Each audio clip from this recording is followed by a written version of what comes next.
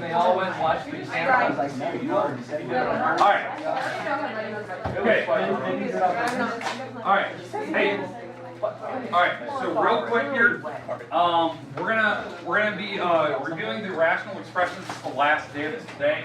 I want to review one of those problems where you factor and do a reciprocal made at the same time. We do a sum and difference problem. We're going to spend more time today on sum and difference. We'll probably do 2 of those today. And then I don't know, we might just finish with a conjugate problem, even though I'm not assigning any of them. I'm not going to pick one as hard as yesterday. I might just pick kind of an easier problem. I just want to show you something with that. And then we'll talk about, we'll do some examples. So mostly I'm going to do one of these, 2 of these, maybe one of the conjugate rule, and then we're done. If you do get homework today, I know homework is due, right? It was due today, but we're going to get homework today that's due later this week. It's not very many problems. I think it turned out to be 8 problems, 7 problems, something like that.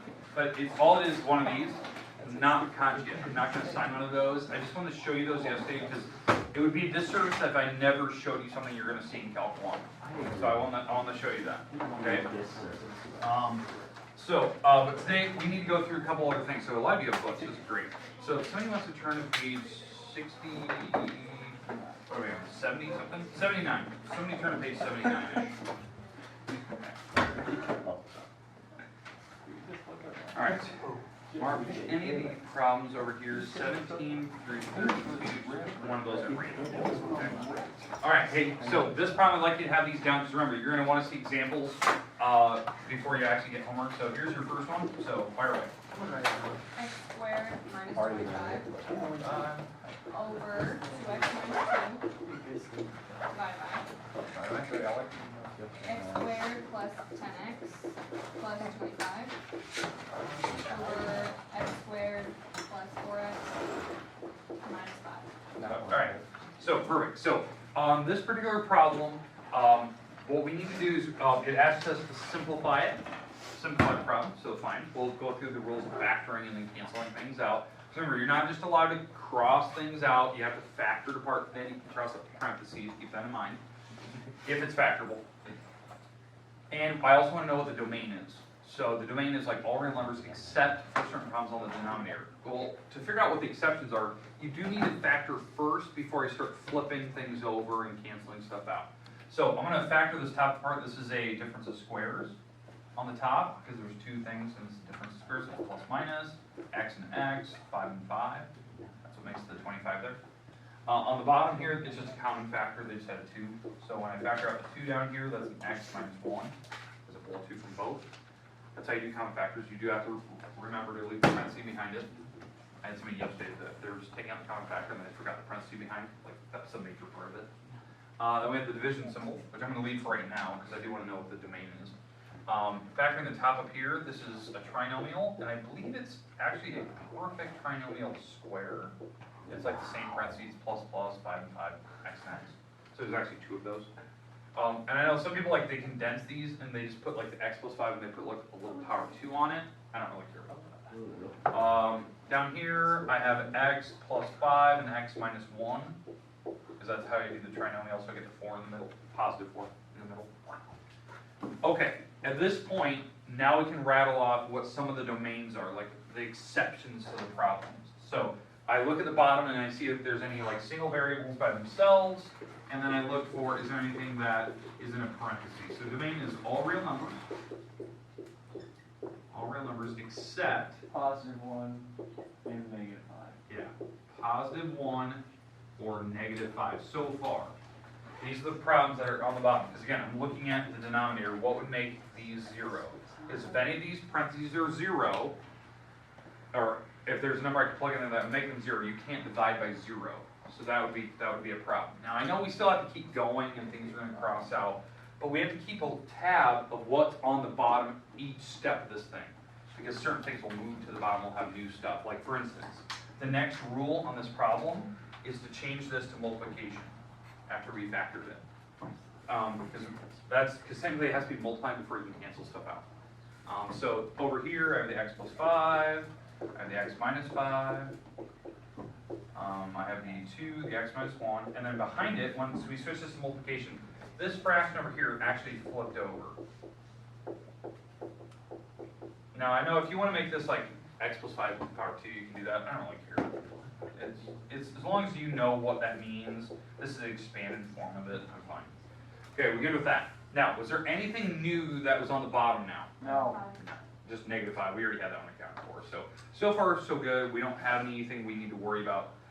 So now we're here, we don't have any more exceptions to the rule.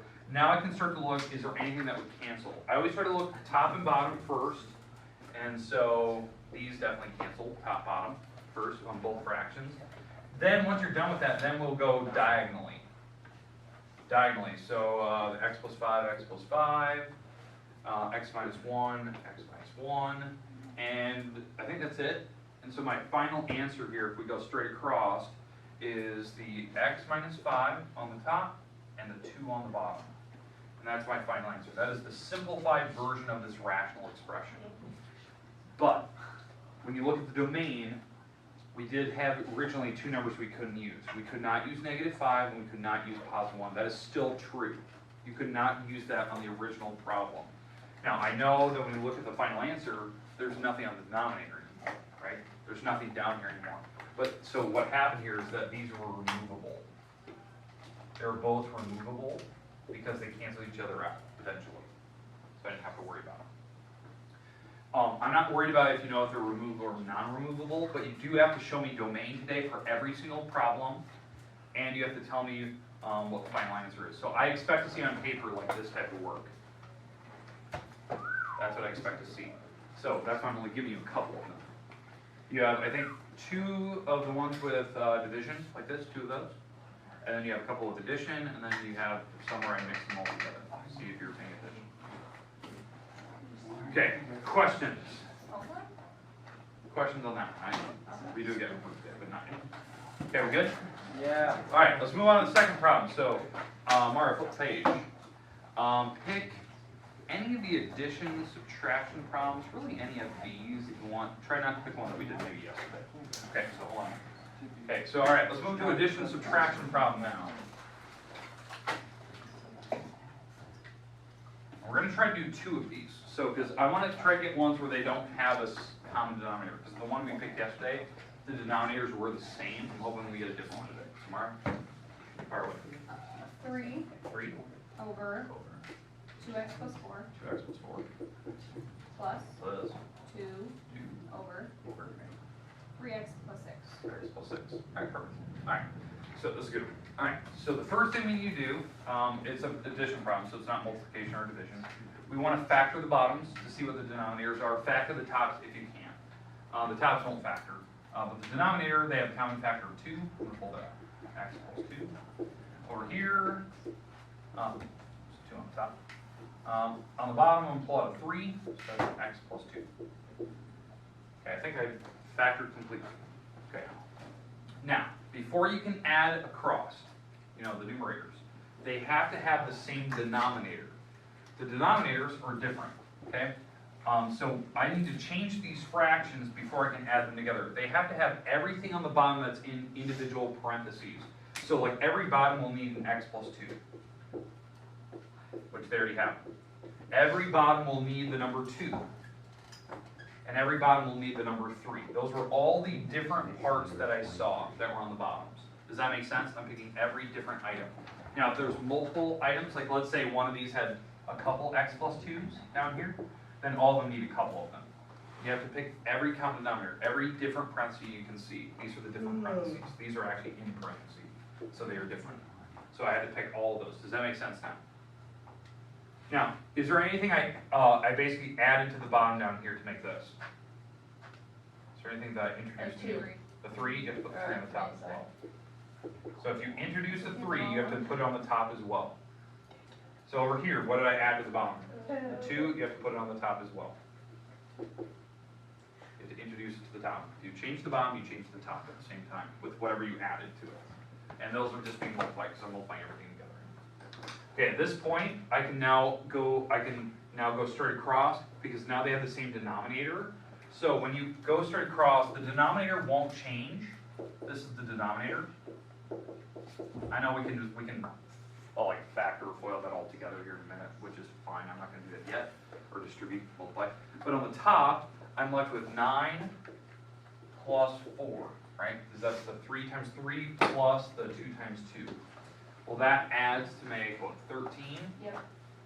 Let's add to make 13. And that would be it, because 13 is prime. There's really nothing in 13 that I could cancel down here. Like, if this was like a 12, I could possibly get rid of the 3 and the 2. I could simplify. But, so that's why I haven't multiplied all out. So right now, you could leave this prime like that, or you can multiply this through. It's not a big deal. I don't care what you're gonna do here. Maybe you wanna do that. It's not a big deal. You could have left it like this, and I would give you the answer. I do. Okay? Does that make sense how you do addition and subtraction? Yep. You have to get common denominators before you add. Let's do one more. Hopefully we can get a different one where we can pick some ones with different parentheses. Okay. Let's do one more of these. Oh, and I forgot to do the domain. Domain, it's basically all real numbers except for -2, because you still have to do that, right? So -2 is the only exception. We couldn't use that. Because these don't matter, they didn't have to vary. And it was not removable. Okay, Mara, fire away. What else you got? Is that just a? That was addition. Addition. Subtraction. Yeah, just pick it out. Maybe pick something a little more complicated on the bottom. It's the exact Pick same. one of those. Pick it out. That one was easy. 4x squared plus x minus 6 6. over x squared plus 3x plus 2 minus 3x over x plus 1 plus 5 over x plus 2. Okay. All right.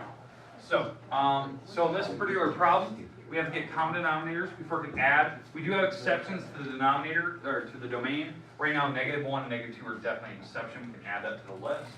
-1 and -2. We can just make this big rolling list. I'm going to factor this left side up here first. Let's do that. I'm going to factor the top and bottom. I don't think the top can be factored. Just go for it. I don't think it can. I'm looking at that. I can't make a 1 in the middle with a 6 and a 4. Even if I go 2s and 3s, Just try it. it doesn't work. Remember, 6 or no, I can only make 2 in the middle, or yeah, I can't make a 1. So that's, I'm gonna leave the top one. All right, the bottom, that does factor. It's x plus 2, x plus 1, 3x, x plus 1, and a 5 and an x plus 2. Okay, so this is where we're at. Common denominator here, if I'm looking at all of the denominators, it's x plus 2, x plus 1. So on these over here, I'm gonna have to add the extra denominator, like what were the extra parts we need to add on? Well, I needed an x plus 2 here, and an x plus 1 here. Now when I do that, you have to also change the top. The top will need the x plus 2 and the x plus 1. Okay, because you change the denominators. Does everyone see why I'm doing that? Yes. Okay, now at this point, we are allowed to add or subtract the numerators. Now if you want, by all means, distribute these through. That's fine. The denominators, I will always just leave broken apart. Because this one, I didn't factor this apart, because I know I'm going to be adding and subtracting straight across. Certain things will cancel and all that good stuff. So on the numerator so far, I have the 4x squared, the x, the 6, -6 I should say. And then over here, this is actually a 3x squared and a 6x, but this negative sign is going to go with it. So it's actually a negative 3x squared and a negative 6x, because the negative sign is actually attached to the 3x when you distribute it. So be careful of that. This is where I'm worried about, right here. And then over here, this is a 5x and a 5. On the denominator, I really haven't done anything to it. It's x plus 2, x plus 1. And now we can look at, does anything cancel, simplify, whatnot? Let's see, the 4x squared, 3x squared makes 1x squared. Alright, we have x plus 2, x plus 1. Alright, the x, 5x will make 6x, and we're going to subtract 6x, so these are all gone. Basically, they cancel each other out. And the negative 6 and the 5 make a negative 1. So the bottom is, or the top, actually turned out to be a difference of squares once I simplify. So how do you factor that apart? How do you factor this top? x plus 1, x minus 1, kept pairing people on the left. X plus 1, x minus 1, x plus 2, x plus 1, and yes, the denominator, like these two can cancel out, and there's your final answer. But what's your exception for the domain? Still the two that I had listed up above. Because even though one was removable, the -1 number, this was removable, the other one wasn't. So this was removable, this one was non-removable.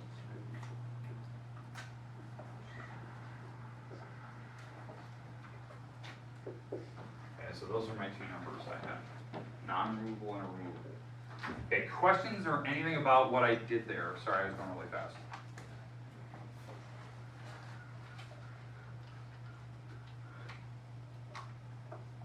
Alright, perfect. We're going to do one last problem, and so pick one of these.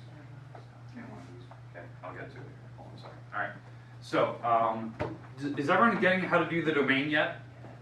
Yes. Okay, and factoring and all that good stuff?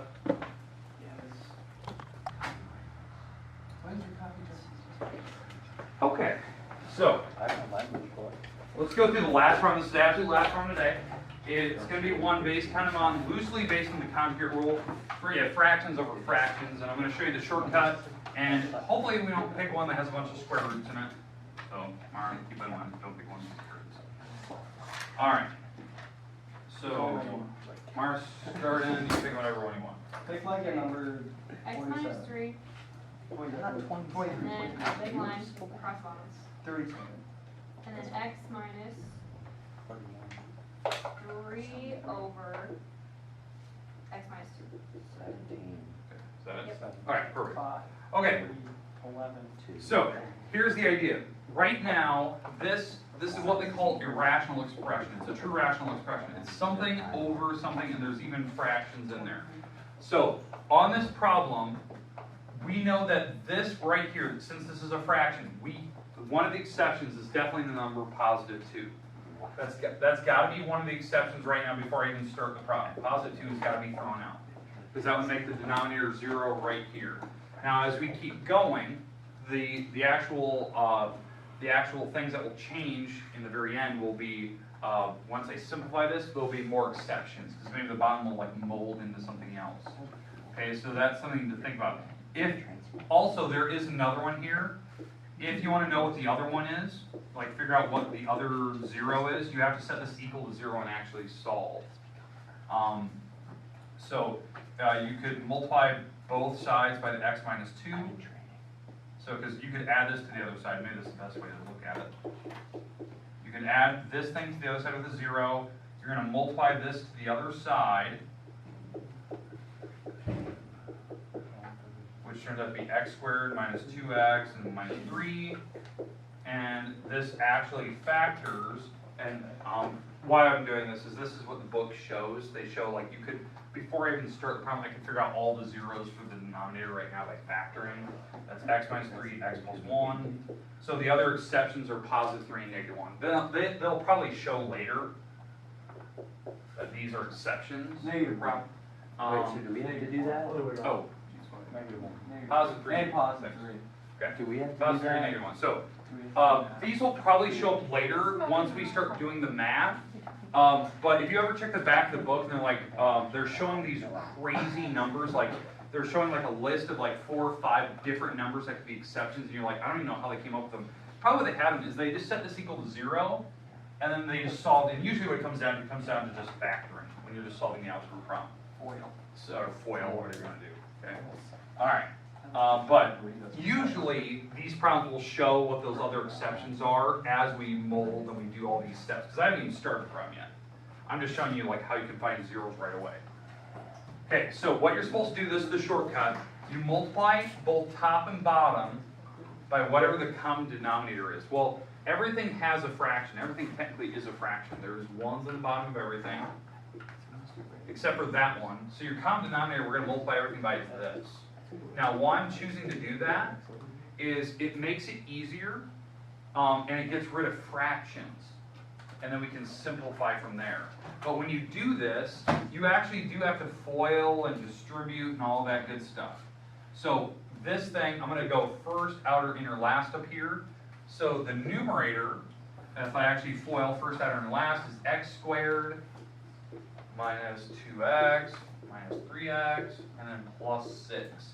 So that's the numerator when I FOIL first, outer, and last with the 2 parentheses. Down here, I need to distribute this from here to here, right? It is kind of like, it is a FOIL technique, so I'm going to have to go first, outer, inner, last. But remember, you are multiplying this item to everything. So as I FOIL, watch how this works here. Okay, so I'm going to go first is x times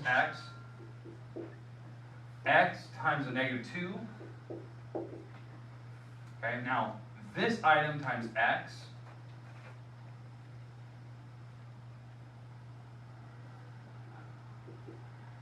and this item times the x, this item times the minus 2. So what will happen here is if I do this correctly and I FOIL this out, it will actually make certain fractions, and hopefully we can combine them and simplify them and all that good stuff. Okay, now this is, again, this is the first rule that they say you can do. Now, I'm going to stop here just to talk you through this. What do we take this time? It's negative 2. All right.